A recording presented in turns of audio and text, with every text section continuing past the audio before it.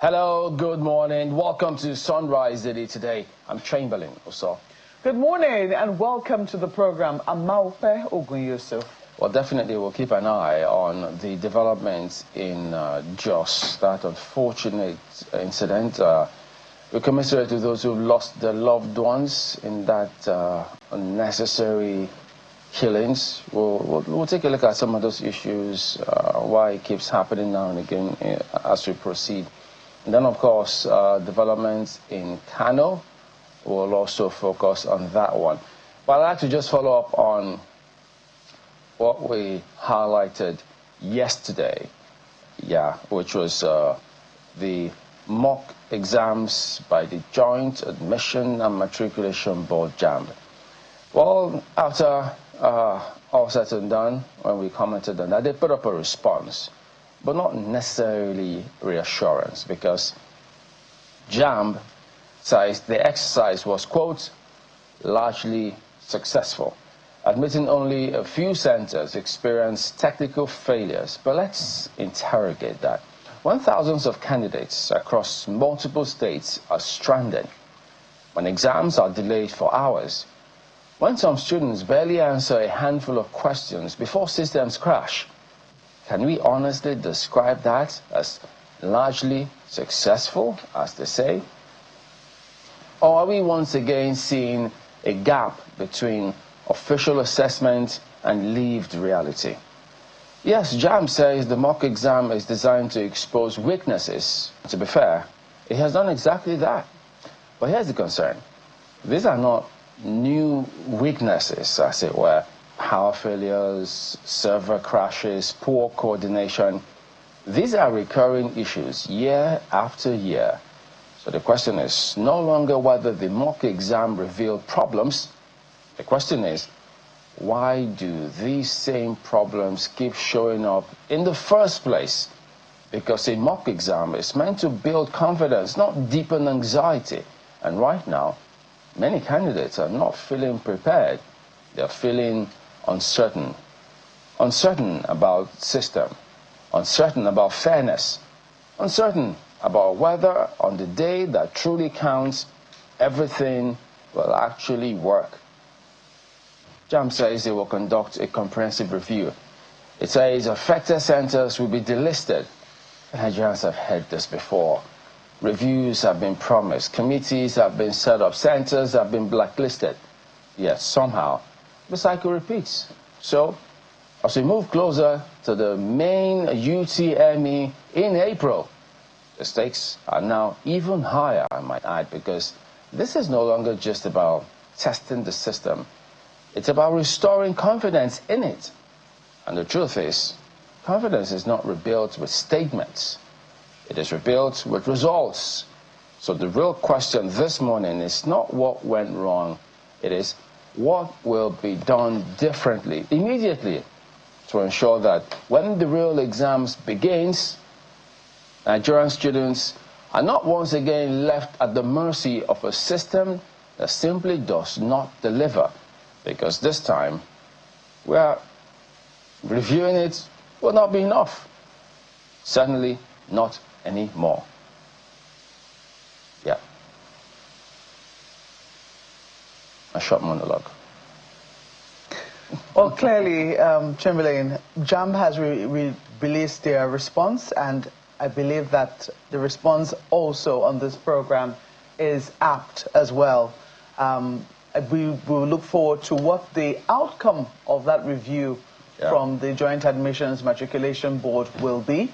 And I believe that students too will look into do that.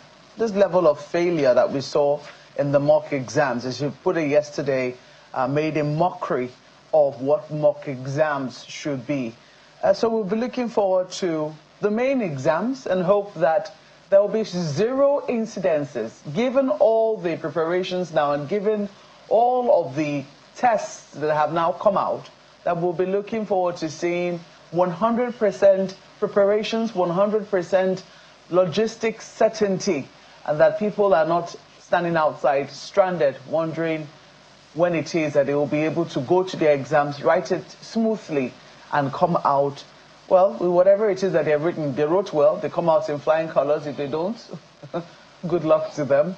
But it is what it is. It should not, the failure should not be from the examiner and all of the other apparatus that they have in place. So we look forward to JAMB making good its reassurance that it will not happen again, and that the centers where this did not go well, at least they will keep an eye out on, because I imagine that it will be too late in the day for them to delist them for this coming JAMB. Yeah. Maybe the subsequent ones, especially if they do not clean up their act moving forward. But yes, I have, again, very little to add to all that has been said.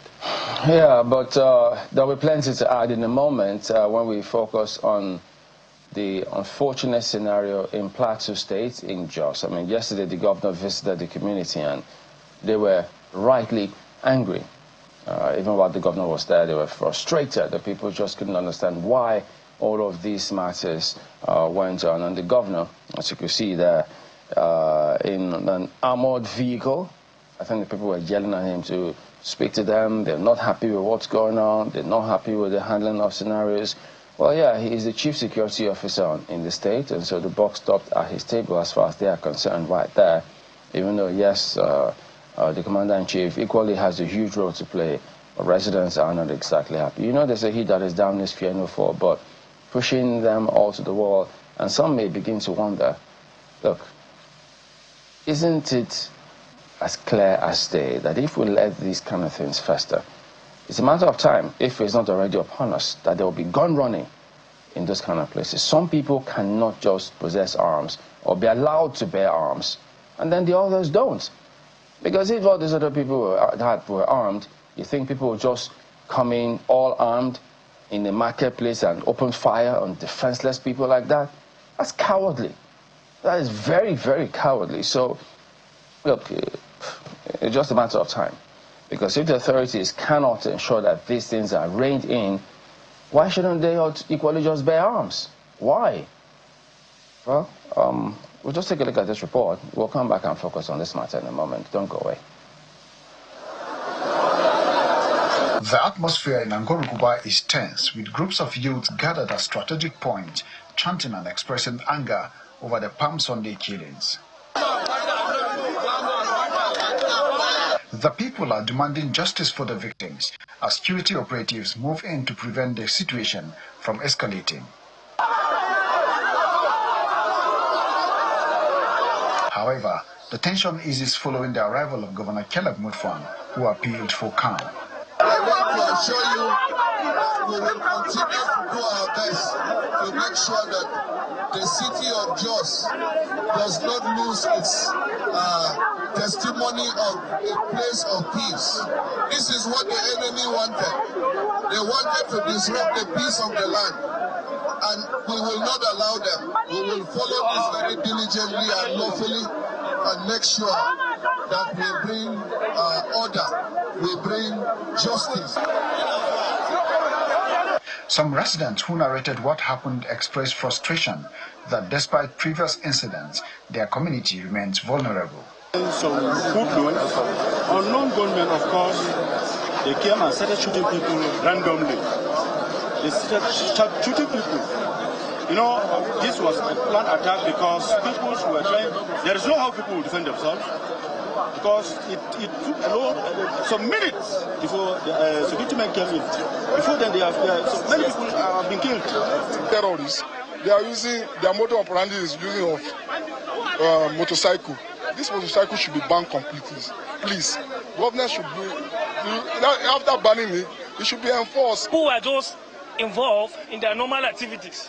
Everybody is just doing his normal activities. They didn't knew. Before we knew, we started beginning shootings were just everywhere. And before you know it, a lot of people are down. And aside from those people that are down, the other ones are trying to rescue the other ones. They are being shot too. The police in a statement said 12 people were killed in the attack, but locals claim at least 29 people have been killed. Residents here are still grappling with the effect of the attack that claimed many lives and left many others injured, forcing authorities to impose a 48 hours curfew in Jos North local government area. While security presence has been intensified, many say what they want is not only quick response, but they want protection, they want justice and a lasting peace. From Angwarukuba in Jos North local government area of Plateau State, Percy Gabang, Channels Television News. All right, so there you go. Those are some of the issues that will be raised here, but it's not the first, the second, it keeps happening. And the people also did say, when you have people who are clad in military-style uniforms and then they come in there and people mistake them for military personnel, this kind of things happen. And to add to that, I mean, I don't know if you've seen some of those narratives and which was circulating that there were letters circulating that after Ramadan these attacks were going to happen.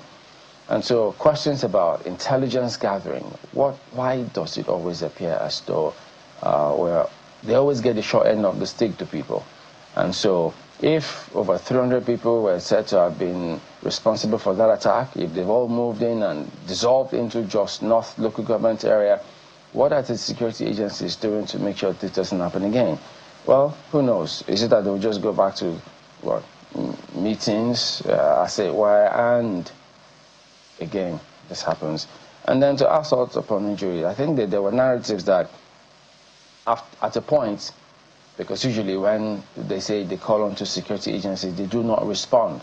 But much later, when all of this happened, and then they said, I think a handful of security agencies came by, looked around, and drove away. So it just appears as though they don't seem to be responsible or that much responsible to ensure that these kind of things are prevented. It almost always appears as though there's some sort of collusion, which reminds us of General Tiwa Danyoma's comments about if you want to rely on those agencies, as it were, to protect you, you just may get a shorter end of the stick. And when these kind of things happen, and then people say, yo, there's a targeted killing and targeted stuff, other people will now begin to raise eyebrow. How do we explain this now? How do we explain this kind of scenario? Well, it's just something that it's sometimes you just wonder where, other than action and stopping this, arresting people and letting them face the music, I don't think any other explanation will suffice, to be honest. I don't think so. You know, the byline for Plateau State is home of peace and tourism. Okay. That is the byline of Plateau State. In recent times, I'm going to be speaking more from personal experience now. I've been teasing a young cousin of mine that, you know, young people don't travel anymore. A lot of people don't know about their country as they ought to. They only know where they live. Either they know where they live or they know outside the country. If you're privileged, you're able to visit outside the country. You find that people, for instance, in Lagos, people just travel Lagos, London, Lagos, America, Lagos, South Africa.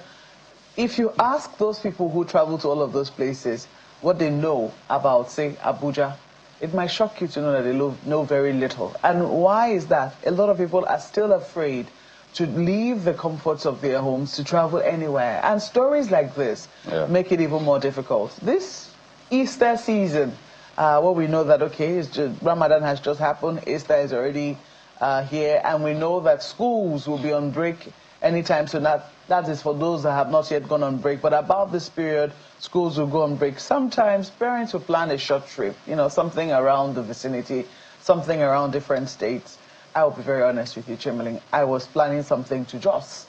And I was just, this story now has come out of the blues, and this home of peace and tourism is certainly not looking like somewhere that anyone can visit at least in the meantime, because clearly you are unsure where the next attack is going to happen. And while a number of people will argue that is the modus operandi of terrorists, that's basically what they seek to achieve.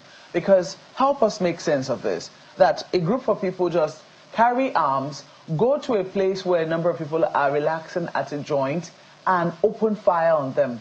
You know, defenseless citizens having fun at a joint.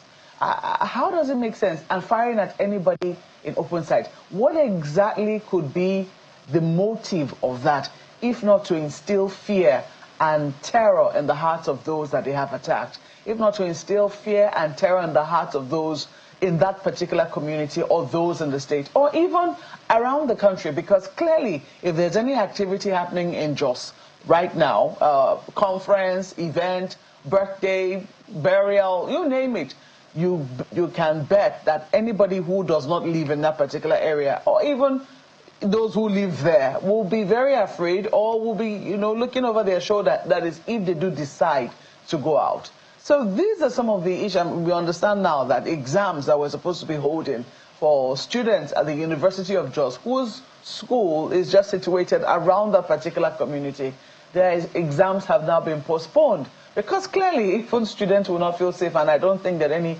university authorities will think it will be wise for students to start exams under such an atmosphere. Clearly, all is not well in our country, Chamberlain. There are those who, I don't know what the motive is, but there are those who clearly do not want all to be well. There are clearly those who have taken up arms against not just the state, but the people of Nigeria. Because this was not an attack on state agents. This was not an attack on people who were bearing arms like them. This was an attack on defenseless citizens, and it has repercussions. Again, we will call on the state. That's when we say the state now, we mean both federal, state, and even local authorities, whose duty, whose job, whose sole purpose is to secure and guarantee the safety of lives and property, to get up and do their jobs. It certainly doesn't make for very good viewing that when the governor of Plateau State was going to address such a gathering, he was in an armored personnel carrier. We understand as a result the people were very upset with, already they were clearly upset about what had happened. But then you now have the number one of the state coming to visit them and, to commiserate with them in an armored personnel carrier. So his own safety is assured. What about the people that you are addressing? Big question. Now, I imagine that, within those kinds of circles, there will be reports, perhaps from those who are supposed to be responsible for his protection, saying, Your Excellency is not safe, etc., etc. But if such a thing must happen, it doesn't make for good optics. And this is not just about optics. Some people say, well, it's just optics I'm looking at. But it doesn't. We're looking at a situation where close to 40 people have lost their lives. So as of this morning, we're hearing that the numbers have really shot up. As yesterday, we heard there were about over 20 people who lost their lives in that incident. But this morning, we're hearing as much as 40. It's yet to be fully confirmed that that number of people lost their lives. But so many people could not have lost their lives in one fell swoop. And then you have vulnerable people who are gathered there looking for reassurance from the number one who is supposed to be responsible for their life, for the security of their lives and property. And then he appears in an armored personnel carrier. Those kinds of things say a lot about, how it is that we care for those for whose security we're responsible for. So I want to believe that the governor got the message yesterday, because we understand that the people did not mince words in telling him how they felt, and he tried to make amends for that. But this is basically how Nigerians feel. They're going on the roads. The security of the VIP seems to be more important than those for whom they are supposed to be holding office. You find yourself stuck in a traffic jam. There is a way made for those in these VIP vehicles. They do not care about the people, whom they are supposed to be protecting and making a way for. So this sort of self-serving, putting yourself first, even though you are supposed to be a servant leader, doesn't sit well. And I want to believe that, going forward, Nigerian, Chamberlain, I sometimes wonder, do you think that things can ever change? Okay, this is when the governor eventually got out of the vehicle to address the people. Why did he think he needed to be in an armored personnel carrier in the first instance? Now, some people say that is not the issue. The issue is that an attack has happened. How do we prevent the next one from happening? But these are the kinds of things that let you know that in terms of how our security architecture has been framed around the security of people in office instead of the people for whom they are supposed to be in office for, says a lot about why it seems we're where we are. Every IGP that has come in will always say, oh, we're going to take away, what do they call that now? The VIP protection. Because in this country, It is those, who have the connections, those who have the money. They're the ones who get the protection. That cannot continue to be so. We need our security agencies, we need the political apparatus to wake up. And we were seeing here now they're talking about state police, and that a lot of the governors are now keen into it. How soon that will come to be is unclear. But when it eventually comes on board, will it be that this number of people who will be employed, would they be going to guard important people within the community to the detriment of ordinary people in it? These are key questions that we need to ask. Well, all these security agencies, I mean, what it appears that they're very good at is harassing innocent citizens. You could see innocent people passing by on the road, you stop them, you harass them, you want to search them, you want to prove yourself to helpless people. But when these kind of things happen, you don't see security, you don't see them in action, as it were. How do they explain all of this? There's a commissioner of police in that state. You should be talking to the people right now. Did you not hear that? Because, I mean, there are several narratives that have said it was even reported to them that these kind of things will likely happen. We heard word, notice circulating that this kind of attacks will happen after Salah. And then you ask what measures were put in place. Usually you never can, they'll come up and tell us stories as it were. But these kind of things are so frustrating because tomorrow you hear several people arguing all sorts of things. Oh no, this killing didn't happen. These are the issues. These are the issues. Well, the IGP, I wonder what their response will be now, because people get the impression that he will not let it be business as usual. But if this continues, and by the way, we've seen severally before now that when this happens in Jos, it usually doesn't end in one place. So if security agencies don't aggressively respond to this, you may have reprisals in different areas, and then it spirals out of control. So, yeah, huge questions. All right, we'll go to break. We'll be back in a moment and focus on our next item here. Don't go away. Followers of the Kwankwaso movement and political allies of the former governor of Kano, Mr. Kwankwaso, gather to witness his latest political movement.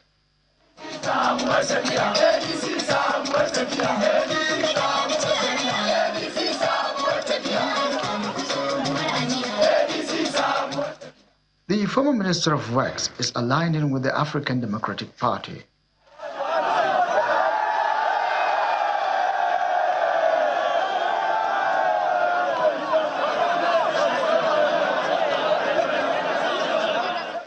After collecting his card and officially declaring his membership of the ADC, Mr. Kwankwaso urged his supporters to massively register as party members, while encouraging them to prepare to elect credible leaders for good governance by registering in the ongoing voter registration exercise.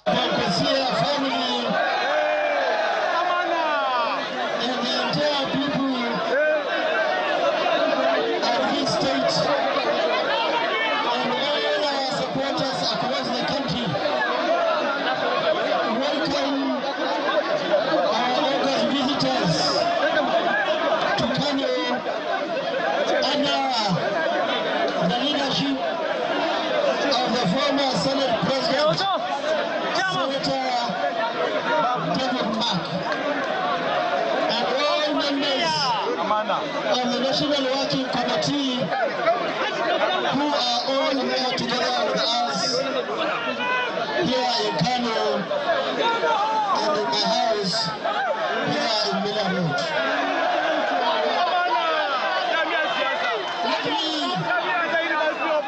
also, on behalf of all of us, thank Almighty Allah for showing us this very historic day. When, with your permission, we decided collectively to join the APC. In his remarks, the ADC National Chairman, Mr. David Mark, called on Nigerians across ethnic, religious, and regional divides to join the movement, urging citizens to take an active role in building a more inclusive and accountable system of governance. And the more united he said to make it to him, not God as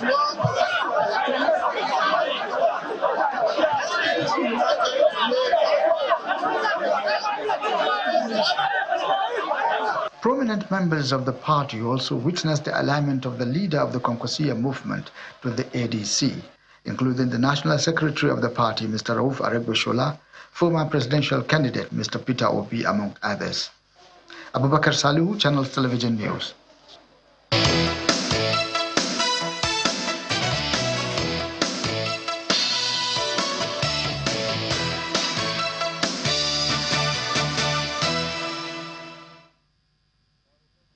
Well, a major political shake-up unfolding in Kano State, one that could have far-reaching implications, probably, for the 2027 elections.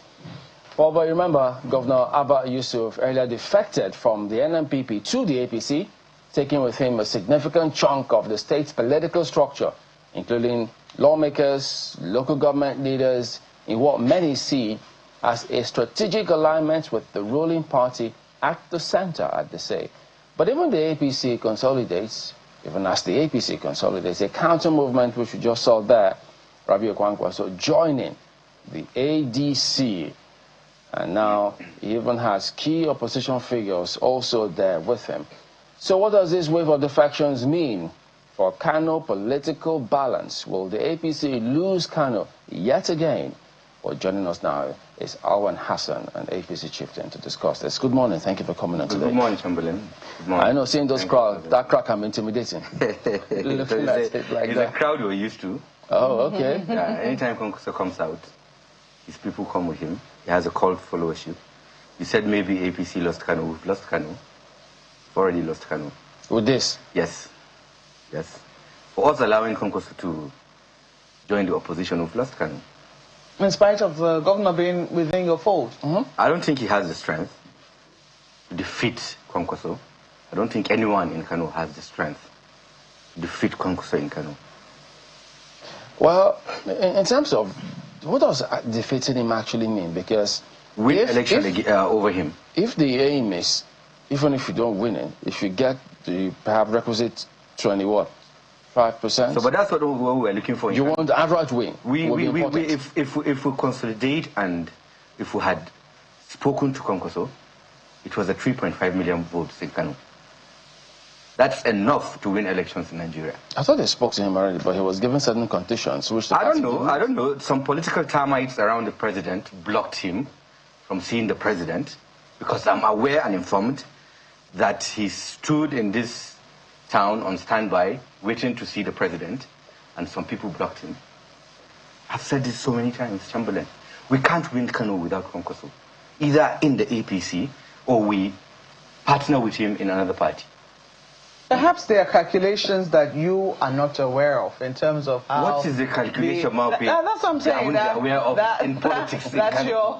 That your party is already looking to win elections without Kano. Maybe they think they can do without Kano. So it's not just Kano that has a problem. Yeah.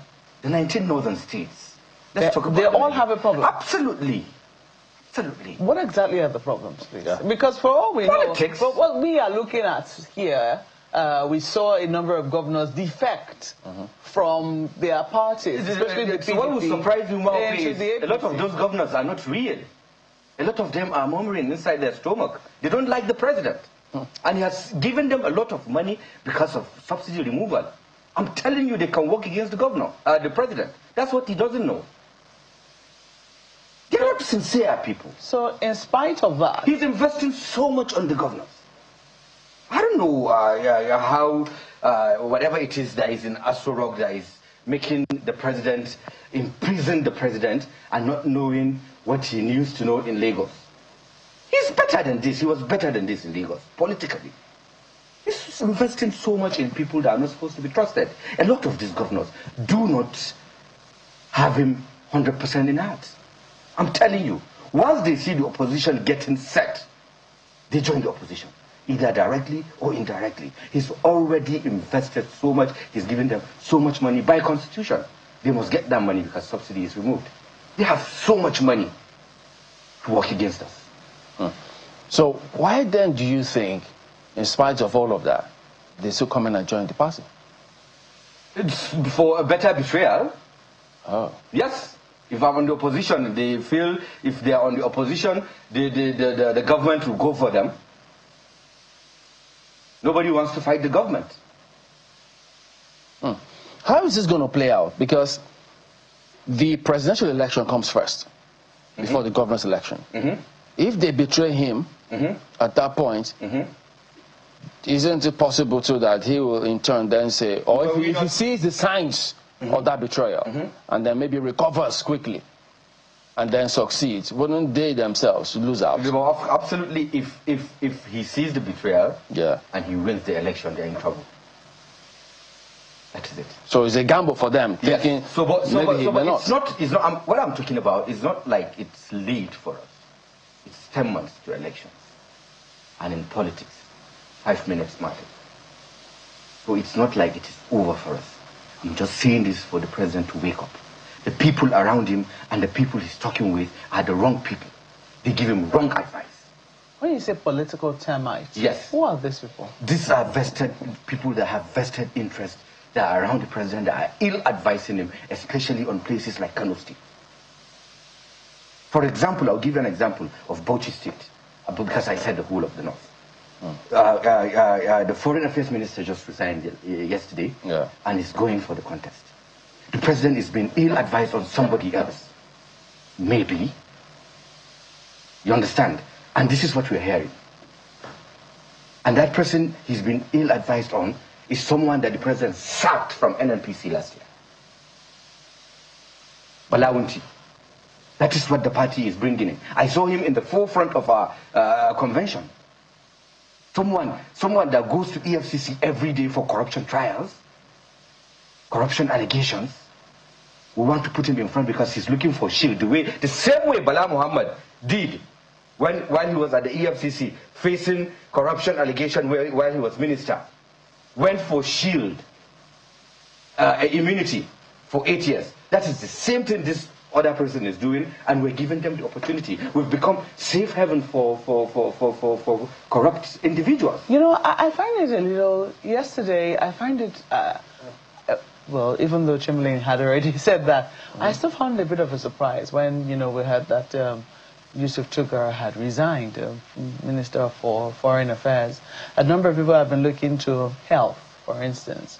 It's unclear now if the coordinating minister for health will still be throwing his hat in the ring. Or something they had been. If he does, he's also a good candidate for being a governor. They are better than any other person, especially Balawunti. Yeah, but both of them are better to be governors. There will be questions as to, shouldn't the party have been having conversations amongst its own, you know, because all of these stories that have been making the rounds before now. I mean, if I, just an ordinary journalist, is getting some of these feelers, I want to believe that the feelers will be stronger along the party hierarchy. And by now there should be conversations, because there are questions as to on the ambitions of these people. Because if they're leaving the president's cabinet, there'll be questions as to but so far it's just one that has left. Oh, it's only one, yes. But I don't think party today is 31. 31st. 31st. Yeah. They have till today to resign. So today we should be seeing a lot more, at least given some of the things that we have heard. We should be seeing, we should have a clear picture of those who are left in the president's cabinet. And if, given what we have seen prior to this time, is what we really expect. Some people say we should be seeing as many as 5 or 6 of the president's ministers exiting. You don't think so? So yeah, maybe some might go today. Yeah. Some had left. I think 2 left yesterday. So, but I'm just talking about what actually is happening in the 19 northern states. Yeah, but my question is, you don't think that that's a problem for the president? What problem? If his cabinet leaving to contest for? Yes. It's not a problem. In fact, it gives him more confidence. These are people he has worked with as ministers in his cabinet. He knows them. He knows them politically. In fact, he appointed them because they were politicians. They are better off of going there to contest than picking up people that you have sacked from office, public office last year, and somebody trying to push them on the president, giving them seats, front seats of our political party, the Progressives political party, a party we formed as progressives, giving people that visit EFCC every now and then front seat in the party. Well, and now trying to give them a ticket to contest election in a state like Bauchi State. Bauchi in 2023 had 4 different parties that won elections. They're politically savvy. This is a state that had understood. This is the Tafawa Balewa state. This is a state that held Buhari on their shoulders. You've given us one state. You've spoken about Bauchi.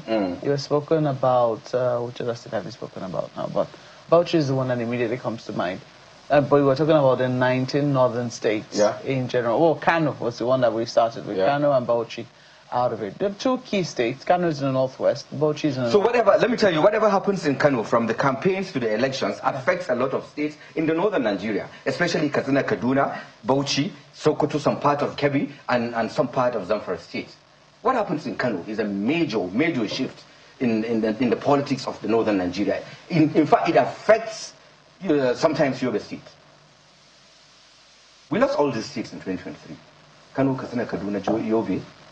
We lost all these states in 2023. So whatever happens, it's like Kano is the center. It drives the narrative politically for other northern states, especially the big wigs, including Adamawa State.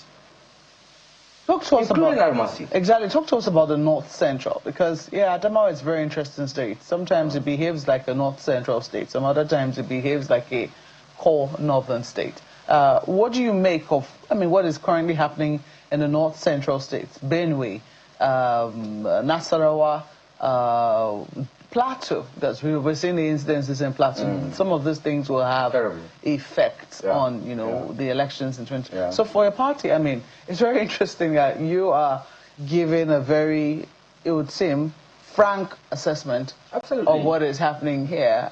You are quite upset about the fact that your party has lost Rabi Musa Kwankwaso to the ADC. But tell us what you make of this other North Central states. So just as you said, in Plateau State, we're going to have a problem because of the insecurity. Of course, if things are done well, we have 10 months. The governor is APC, and I think the political leaders there will give support to the governor. I don't think there are issues. Senator Lalong is the leader of the APC, and the governor now is taking over the leadership, and I think they have agreed. And the same thing with Adamawa. I don't think Malam Nuhu would work against the president. You understand? He has to work with Fintri to deliver. Raba was a PDP state, is now APC. So, but are these people settled? Let me tell you how we do it, Maopi. The APC in Kano State, whenever there is a change in the party leadership after convention, the 60-40, especially when there is a merger, what former Governor Ganduje used to do, those 40% that are leaving the leadership are always given a token so that they stay back and enjoy themselves. Sometimes just ₦1 million or 2 million can do it for a ward party esco. To stay back where? I'd stay back in the party and feel that they are being recognized. It's like a severance package he gives them. Nothing is happening in Kano any longer. Nobody is speaking to them. A lot of party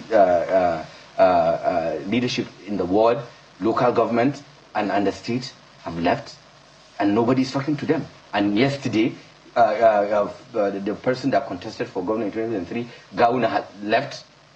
These were structures that worked for him. You've abandoned them. You didn't service them, no severance package. Nobody is talking to them. And you think they will not follow the person they worked for in 2023? These are issues. This is a common sense, Chamberlain. Nobody needs to tell you that. You need to keep these people, and while you keep politicians, you service them. Call them in, give them severance package. They've worked for you for at least 10 years. Some of them served the party for 10 years. You can't just with a blink of an eye tell them to leave, and you don't recognize them. So the thing is, 90% of the Kwankwaso movement that are in Kano State today with Abba, the present governor, 90% of them will not vote for Ashwaju. So they say it to their supporters in our faces. But that last election, it was just almost evenly divided between APC and PDP. 2023. Yeah. Yeah. Yeah. So it's to tell you that Gauna is popular. That's to tell you that Gauna is popular. And if given the opportunity, we're in trouble. Now, if given the opportunity in ADC by Kwankwaso and Kwankwaso support. So was it about him or about the party? It was majorly about Gauna. What about Ganduje's influence? So, but then you look at the presidential election, we had 600,000 votes, and then the gubernatorial elections, we had 800,000. Of course, Ganduje is also a big factor in 2023 elections. So, but is he been consulted recently? Has he been, or are they talking to him? On which of the matter before the governor came into the party? Even when the governor came in, is the governor talking with stakeholders in the APC? No, just a few of them. You need to carry people along. You can't do it. Is it possible to say, well, if he didn't talk to us, then we will not do anything? Let the party lose? That is what is happening. They will let the party lose? Absolutely. They will choose another party. Even the former chairman of the party? Absolutely. He thought he was going to be left back, and they did not. And nobody is talking to anybody. Maupe, we thought, you see, the thing is, we have a governor, he's supposed to be the leader of the party. He's supposed to be the leader of everybody in the state. And he seemed to be timid. I don't know who is advising Governor Abba. I will go out and vote for him. My people will vote for him. But there is trouble because he's not talking with people. These people are APC. I don't know what is wrong. He needs to bring everybody together. When he came in, we were happy because we've gotten a leadership. And because we didn't have a leader before he came in. So, but it seems as if there is a problem too. We're losing out. Whether you like it or not, the Kwankwaso movement that he came with must work with the APC they met to succeed in 2027. We don't trust each other as it is, Chamberlain in Kano. Ask anybody. I'm telling you, we don't trust each other. Yes. Somebody like me, I've been friends with NNPP in my world. I took them to be my brothers, my uncles, my mothers. We are friends. But the general situation in Kano is we don't trust each other. I'm telling you. What does it take to work together? Bringing everybody on board by the governor. It is the governor that should go out and work. When they see the governor having contacts with the leadership of the party, with the members of the party, in every stage, in every structure, they will also align.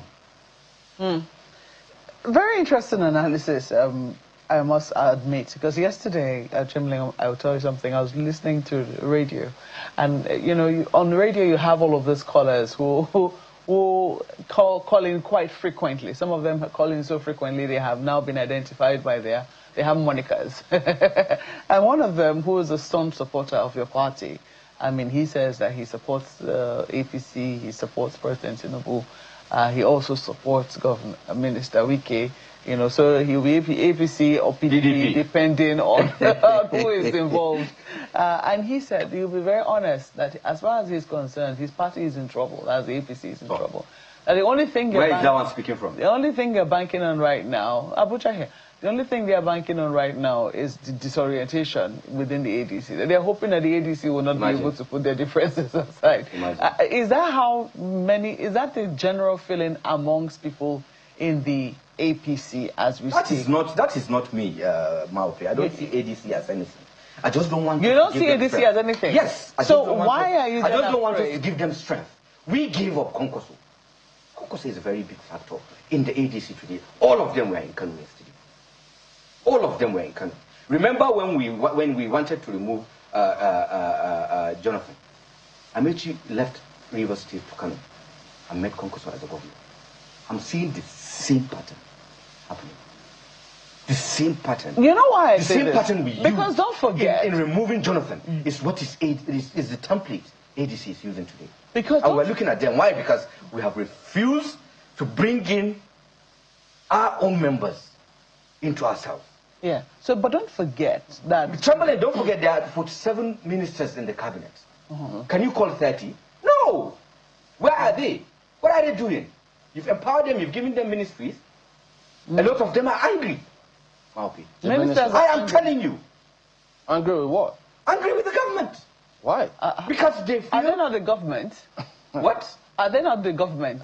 So, but then some of them are not comfortable. They feel they were given a job and they weren't given opportunity to serve people by maybe releasing budgets to them. Didn't you see the budget defense? Haven't you seen them saying, I got a 10% release, I got a 15% release? They are angry. We need to tell ourselves the truth. These people are still in the cabinet, and a lot of them are going to work against us. I like Ashwaju, I will vote for Ashwaju, but I'll always tell them the truth. That is interesting. You're trying to paint a scenario just now. Well, you have said the ADC is not a factor. What then is making you afraid of what then is, really making you afraid of the ADC? It is our own self and the way we treat our own people that is making me scared of the election. So you think that you think that the sabotage will come from within? From within. Yes. This was the same thing that happens to Jonathan. We use a lot of Jonathan's people to win elections against him. That is exactly what is happening today. I'm telling you, it's the pattern. A lot of ministers, a lot of governors in this government, in our party, do not have the president at heart. They don't like him for what he is, for who he is. They want him for what he is. So in the case of the Kano, or maybe even Bachi, where you say they blocked Kwankwaso from seeing the president, having been here waiting to see him. 2 nights. But in the case of Rivers, it was a different scenario. Some say, well, they tried to block it, but his approach to Rivers, because you heard several people say... That is the same approach I had wanted him to take in Kano. So why... Do you understand? If they blocked him in Kano, couldn't he have said, wait a minute, what's going on here? I want to... Because Kwankwaso is not a minister in his cabinet, but Amechi is a minister in his cabinet. That is the difference. Okay, but do you I can easily, I mean, Wiki is do you have to be a minister? He can easily call on Wiki and say, come to me. But Kwankwaso doesn't have that leverage of being in the same cabinet with the president. So he can't say, no, I want to see him, let him come to me. People will come and give him points and convince him on, we can win Kano for you with the governor, we can win Kano for you without Kwankwaso, which are all lies. I've said this so many times, even before Abba came in.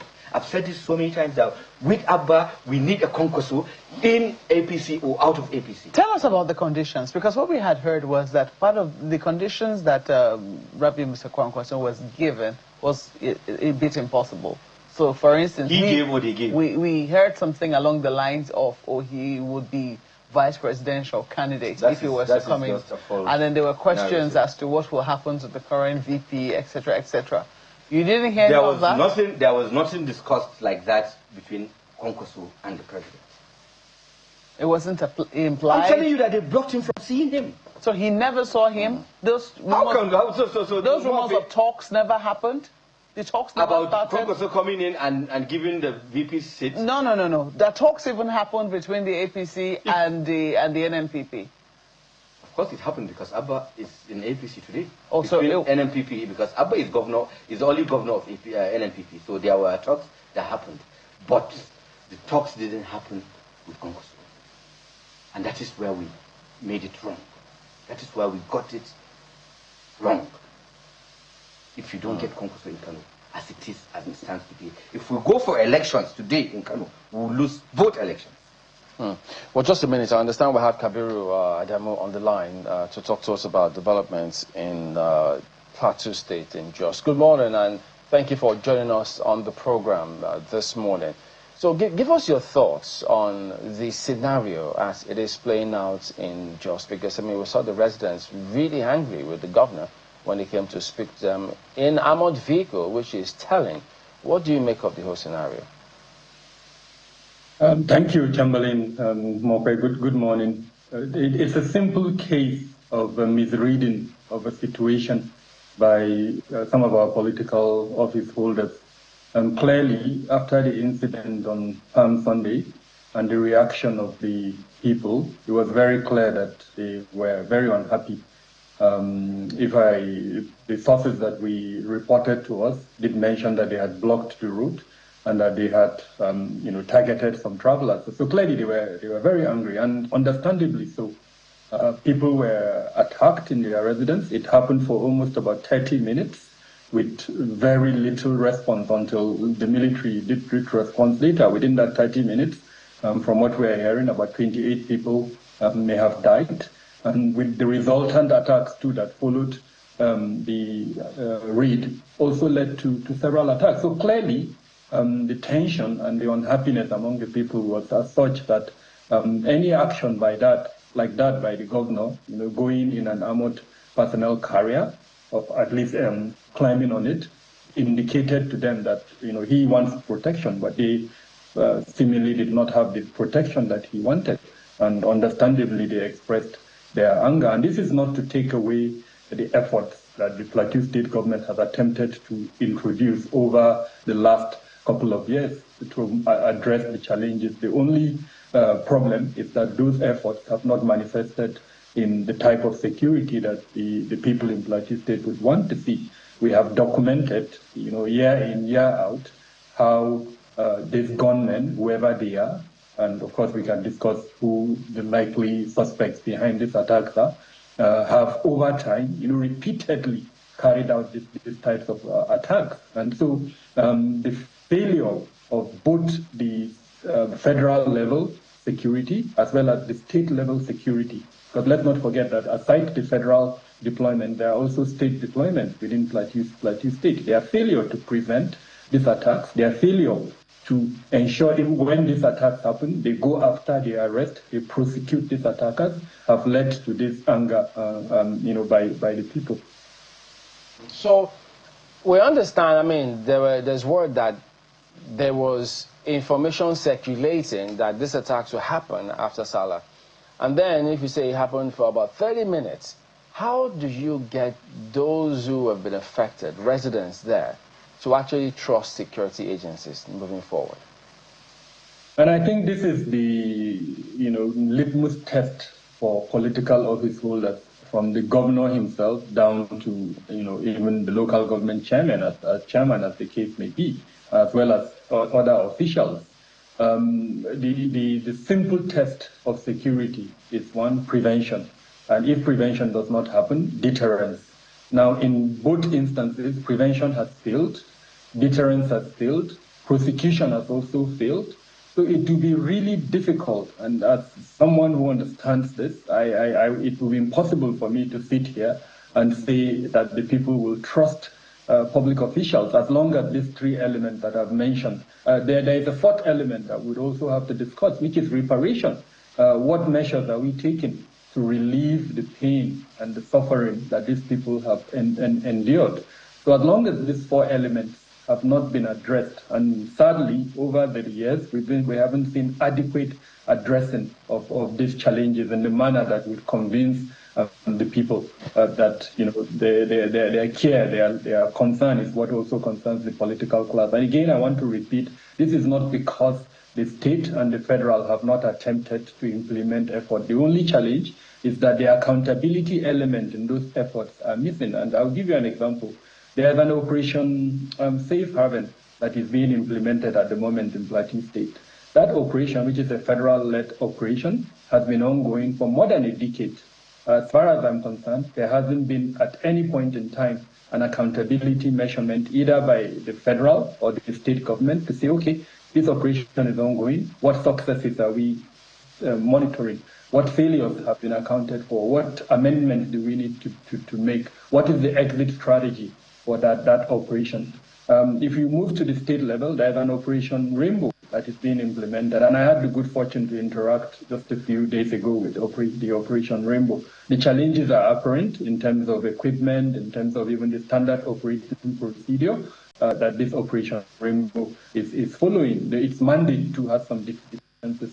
So again, there hasn't been a measurement and evaluation, as it were, to, in very clear terms, state this is the successes, these are the failures, these are the changes that would need to be done. And in this instance, I blame exclusively the federal legislature as well as the state legislature in their inability to ensure that these accountability mechanisms that I've referred to are being introduced to ensure that these operations, both at the federal and at the state level, are meeting the yearnings of the people. And the danger is if this continues, the people continue to lose trust on government.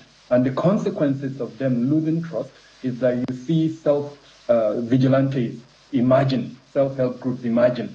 And the danger of those self-help groups imagine is that a situation where identities are being associated with the violence, then each side on the identity try to arm itself. And that's where we are at the moment, sadly.